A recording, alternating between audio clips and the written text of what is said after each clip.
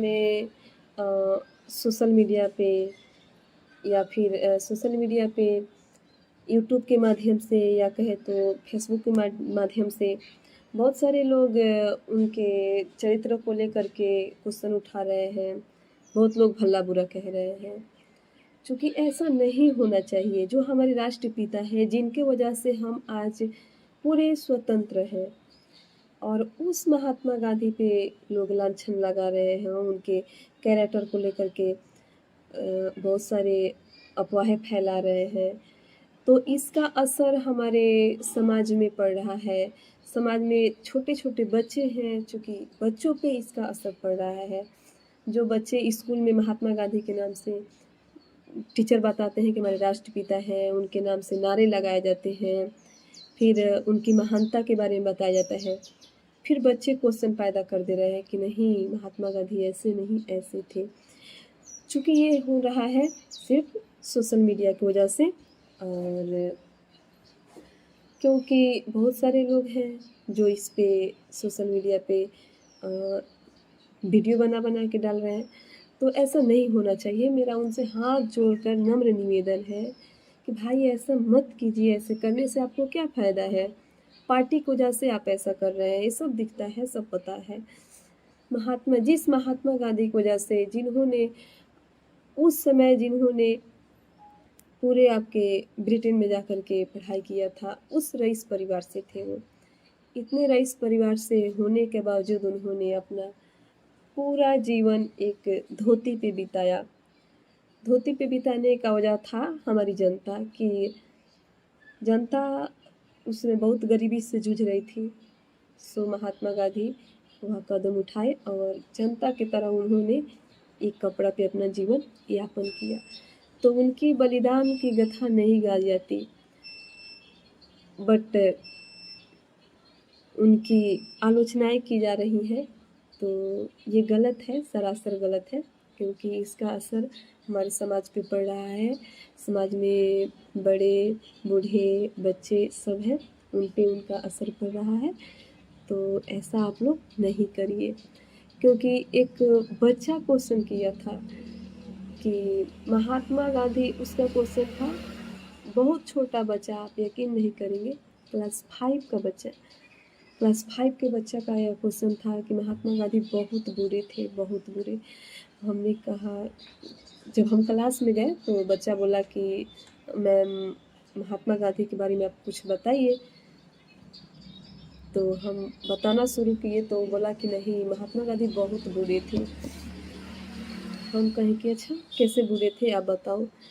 तो फिर वो बच्चा बताया, बहुत कुछ बताया, और वो बताया कि जो हमारे भगत सिंह थे, राजगुरु, सुखदेव, इनको फांसी से वो रोक सकते थे। तो हाँ, सच है, ये सही है कि महात्मा गांधी उनको फांसी होने से बचा सकते थे, रोक देते। लेकिन वह क्यों नहीं रोके, इसके पीछे भी क्या है, बहुत सारे कारण हैं। उसके पीछे ये कारण है, मानिए अगर हम हमारे वजह से अगर सबको सुख मिलता है कोई काम करने से, तो हम क्यों नहीं उस काम को कर दें। महात्मा गांधी के भी सामने यही समस्याएं थी। जिस समय वह कंडीशनें थी, उस समय हमारे जनता में अभी अंग्रेजों के प्रति उतनी आक्रोशता नहीं थी। पूरी जनता हमारे अंग्रेजों से डरती थी और उसका सामना नहीं कर पाती थी। तो महात्मा गांधी इनके अंदर भड़ास, उनके प्रति आक्रोश उत्पन्न करने के लिए उन्होंने फांसी को नहीं रोका। अगर हमारे सुखदेव और राजगुरु और भगत सिंह के कुर्बान हो जाने से पूरे हमारे भारत स्वतंत्र है, पूरे भारत के लोग स्वतंत्र हैं, तो फिर महात्मा गांधी कहाँ गलत किए। फिर इस पे क्यों ऐसे अफवाहें फैलाई जा रही है। फिर उनके चरित्र को लेकर के भी बहुत सारी अफवाहें फैलाई जा रही है। जिस महात्मा गांधी की वजह से हम आज स्वतंत्र हैं, पूरे बिल्कुल आज़ादी के साथ हम अपने हर एक उद्देश्य की पूर्ति करते हैं, उस महात्मा गांधी को लोग इतना भला बुरा कह रहे हैं। तो ऐसा नहीं होना चाहिए। हमारे महात्मा गांधी की पत्नी कस्तूरबा गांधी तक उन्होंने देश आज़ादी में भाग लिया, आंदोलन किया गांधी के साथ-साथ, जिसके वजह से उनकी पत्नी, महात्मा गांधी की पत्नी कस्तूरबा का अंतिम समय जेल में बीता। आगा खां महल, उस जेल में ही उनका निधन हुआ। तो बताइए, जो इंसान इतना कुर्बान किया, पूरा अपना जीवन देश में लगा दिया, देश समर्पण कर दिया, देश के लिए अपना पूरा जीवन व्यतीत कर दिया, उस इंसान को भला बुरा कहना ही भगवान, ये सही नहीं है। अफवाहें इतना फैलाना गलत बात है। इसका असर छोटे-छोटे बच्चों पे पड़ रहा है और बच्चे इसको भाई, बच्चे क्या जानते हैं, जो बच्चे तो बिल्कुल खाली होते हैं, उनके अंदर जो चीज़ें डाली जाएगी, जो हमारे समाज में जो चीज़ें होंगे, जो चीज़ें बच्चों पे समाज से देखेंगे वही तो सीखेंगे। फिर इन सारी चीज़ों को हम सोशल मीडिया है, आप अच्छी जानकारी दें, ज़रूरी नहीं है अच्छी जानकारी दे सकते हैं। किसी की आलोचनाएँ करना, जो राष्ट्रपिता है, जिन्होंने हमारे लिए अपना पूरा जीवन व्यतीत कर दिया, उस महात्मा गांधी के लिए ये सब सही नहीं है। महात्मा गांधी हमारे बहुत ही अच्छे विचार के व्यक्ति थे और भाई, किसी के कैरेक्टर को हम क्यों बीच में लाएं? वह इंसान कितना कुछ किया है, हमें ये नहीं दिखता और पता नहीं उनकी आलोचनाएँ करने में क्या मिलता है। तो ऐसा नहीं होना चाहिए। उन लोगों से, उन भाइयों से मेरा हाथ जोड़कर नम्र निवेदन है कि भाई प्लीज़ ऐसा मत करिए, ऐसा वीडियो मत बनाइए। आपके वीडियो को वजह से छोटे-छोटे बच्चे तक प्रभावित हो जा रहे हैं, तो ऐसा करना बहुत ही गुनाह है। हमारे गांधी जी की आत्मा भी तड़पती होगी कि कितने दुष्ट मनुष्य हैं। बताओ, जो इंसान पूरा जीवन देश समर्पण में कर दिया, देश सेवा में लगा दिया, उस इंसान को लोग नहीं छोड़ रहे हैं, तो फिर यहाँ पे किसको कौन छोड़ेगा?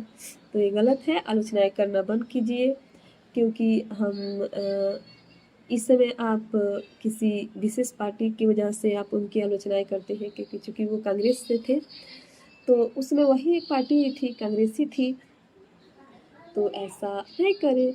हमारी बताइए, जो हमारी कस्तूरबा गांधी, कहें तो इंदिरा गांधी प्रधानमंत्री थी और हमारे जो अटल बिहारी वाजपेयी थे, खुद अटल बिहारी वाजपेयी जो कि बीजेपी से थे, और वो तक कहते थे कि कस्तूरबा क्या है, शेरनी है। तो नेताओं में तो इतना भेदभाव नहीं है, नेता लोग तो इतना भेदभाव नहीं करते हैं कि हम इस पार्टी से हैं तो उसकी हम गुणगान नहीं करेंगे। ओरिजिनलिटी लाइए सामने भाई, क्या रखा है इसमें? तो ऐसा नहीं होना चाहिए। इस बात को लेकर के हमें बहुत दुख लगता है कि हमारे राष्ट्रपिता के बारे में इतना गलत अफवाहें फैलाई जा रही हैं सोशल मीडिया के ज़रिए, जो कि नहीं होनी चाहिए, इस सरासर गलत है। तो आप लोग से नम्र निवेदन है कि ऐसा गलती ना करें। ओके, जय। नमस्ते दोस्तों, आज हम हिंदी साहित्य पे बात करेंगे। हिंदी साहित्य, जो कि हिंदी हमारी मातृभाषा भी है और राज्य भाषा भी है।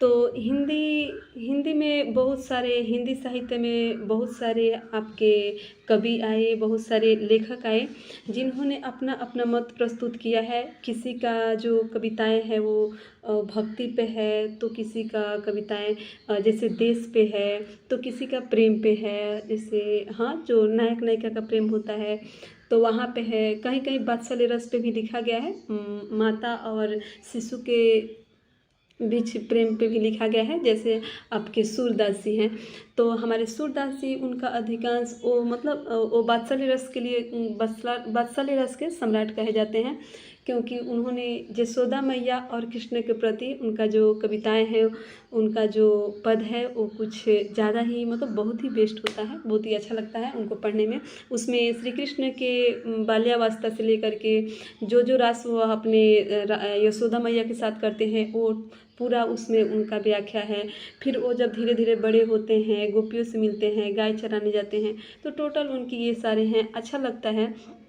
और बहुत सारे कवि हुए जो हमारे प्रेम को लेकर के लिखे हैं। जैसे नायक और नायिका के बीच होता है प्रेम, तो थोड़ा ये पढ़ाने में क्लास में थोड़ा छोटे छोटे बच्चे होते हैं, जैसे 9th 10th 11th 12th वाले बच्चे अभी उतना बड़े भी नहीं होते हैं, छोटे होते हैं, और उन पे ये थोड़ा रचनाएं, ये जो कविताएं हैं, ये पढ़ाने में थोड़ा सा तो वो लगता है, लेकिन अच्छा लगता है। बच्चे भी ज़्यादा प्रसन्न होते हैं, क्योंकि बच्चे तो ऐसी चीज़ें में रुचि रखते ही हैं।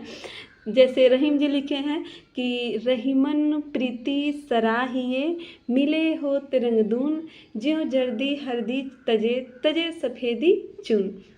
मतलब उनका कहना है कि जैसे जब एक मतलब जैसे रहीमन प्रीति सराहिए, रहीम दास जी प्रेम की प्रशंसा करते हुए कहते हैं कि प्रेम की प्रशंसा करते हुए कहे हैं कि रहीमन प्रीति सराहिए, मिले हो तिरंगदून। मतलब जब नायक और नायिका मिलते हैं तो उनका प्रेम दुगुना हो जाता है। जैसे कैसे होता है, ज्यों जर्दी हरदी तजे, ज्यों जर्दी मतलब होता है पीलापन, हल्दी मतलब हल्दी अपना क्या त्याग देता है, पीलापन। तजे सफ़ेदी चून, और चूना अपना सफ़ेदीपन त्याग देता है। मतलब कहने का मतलब है कि जब हल्दी और चूना को हम मिलाते हैं तो हल्दी अपना पीलापन त्याग देता है और चूना अपना सफ़ेदीपन त्याग करके एक नए रंग की निर्माण करते हैं। वैसे ही नायक और नायिका हैं जिनके मिलने से वह अपना एक अलग ही अस्तित्व का निर्माण करते हैं। तो मतलब ये सारी चीज़ें हैं जो छोटे छोटे बच्चे होते हैं, जैसे 9th 12th वाले बच्चे कुछ ज़्यादा ही मतलब वो नहीं होते हैं, लेकिन ऐसी ऐसी चीज़ें पढ़ाने में थोड़ा सा तो टफ लगता ही है, लेकिन ठीक ही है।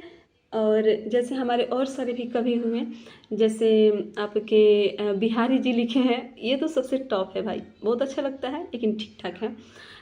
इनका कहना है कि कहत नटत रिझत खिझत, मिलत खिलत लजियात, भरे भवन में करत हैं नैन नहीं सौबात। मतलब जहाँ पे एक भवन है, एक मतलब घर है जहाँ पे सभा में बहुत सारे लोग बैठे हैं और वहाँ पे नायक और नायिका भी बैठे हैं, तो वह नैनों से बात करते हैं। तो फिर वह नैनों के इशारे से नायिका है जो मना कर देती है, फिर वो मतलब वो मना करती है तो ऊपर के मन से। तो ऐसे ऐसे इन लोगों की रचनाएं हैं जो थोड़ा पढ़ाने में टफ लगता है, बहुत ज़्यादा। फिर आपके एक और है, वो तो अच्छा है, लेकिन कहीं ना कहीं थोड़ा ज़्यादा ही पढ़ाने में वो होता है, जिससे कि बिंदे के वासी उदासी, जो कहा गया है कि जो विंध्याचल पर्वत के जो पर्वत पे रहने वाले जो वो साधु लोग हैं जिन्होंने महाव्रत करने का प्रण ले रखा है, और वह नारी बिनु महादुखारी, मतलब वह स्त्री के लिए, एक नारी के लिए क्या है, बेचारे दुखी हैं। तो यहाँ पे कहीं ना कहीं यहाँ पे हास्य रस का निर्माण हुआ है, हंसी आता है, इसको पढ़ करके हास्य रस में आता है। लेकिन ये क्या है, ये टोटल थोड़ा वो है।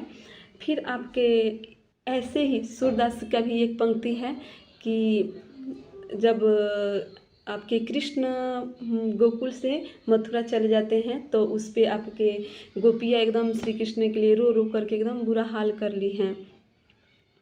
फिर तो वहाँ पे उनका वियोग भी काफ़ी वर्णन किया गया है, उनके वियोग का वर्णन किया गया है। फिर कैसे गोपियाँ श्री कृष्ण से मतलब उनसे मस्ती करती हैं, तो उस पर सूरदास लिखे हैं कि जब जो गोपियाँ हैं सिर्फ मतलब श्री कृष्ण से बातें करना चाहती है, और श्री कृष्ण जब बांसुरी में लगे रहते हैं तो ये थोड़ा उनके लिए थोड़ा मतलब जलन होता है अंदर से कि श्री कृष्ण हमसे नहीं बातें कर रहे हैं, बांसुरी से बातें कर रहे हैं, मतलब बांसुरी के पीछे लगे रहते हैं।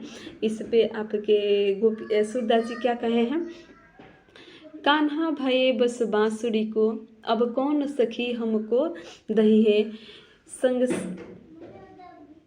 संग निषधौस रहे संग साथ लगी, यह सौतन तापन क्यों सही हो, जिन मोह लियो मनमोहन को, रस खानी सदा हमको चाहिए, मिलियाओ सभे सखी भाग चलो, अब तो ब्रज में बस बांसुरी रही है। मतलब वो कहती हैं कि कान्हा भये बस बांसुरी का। अब जो श्री कृष्ण है वो सिर्फ सिर्फ बांसुरी का हो चुका है। अब कौन सखी हमको चाहिए, अब हमें चाहने वाला कौन है।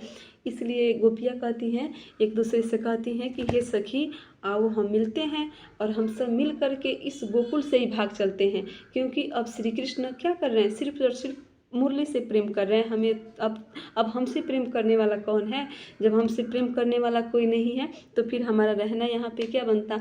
तो फिर वो कहती हैं कि आओ हम लोग सभी लोग मतलब इकट्ठा होते हैं और यहाँ से चलते हैं। क्योंकि जिन मोह लियो मनमोहन को, मतलब जिसने अर्थात बांसुरी ने मनमोहन को मोह लिया। भाई जो दूसरे के हृदय को मोहता है उसके हृदय को बांसुरी ने मोह लिया है। तो इसी पे थोड़ा उनको चोट होता है। तो कहती हैं कि आओ हम मिल करके यहाँ से भाग चलते हैं।